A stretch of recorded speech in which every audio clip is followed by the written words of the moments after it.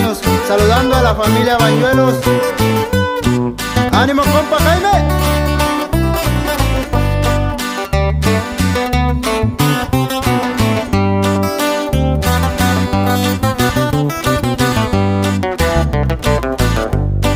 Cuando me vaya, ¿cuántas me han de recordar?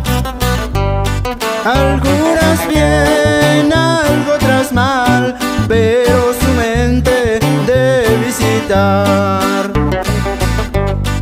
En este mundo sé que no fui lo mejor, no fui tan bueno, no fui lo peor, de alguna forma fui un triunfador.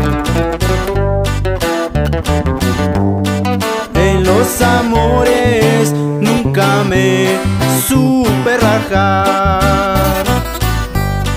Hubo traiciones, hubo lealtad, miles de veces felicidad.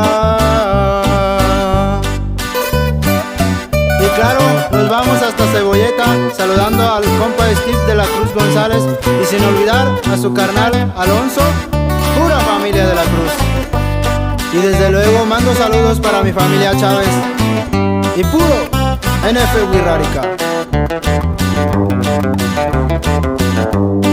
Por una dama, cuántas veces me arriesgué, perdí la cuenta al pasar de 100 y a disfrutarlas me dediqué. Aquí les dejo mis recuerdos al partir, porque aunque bien las hice feliz, ay, si se acuerdan, rezan por mí.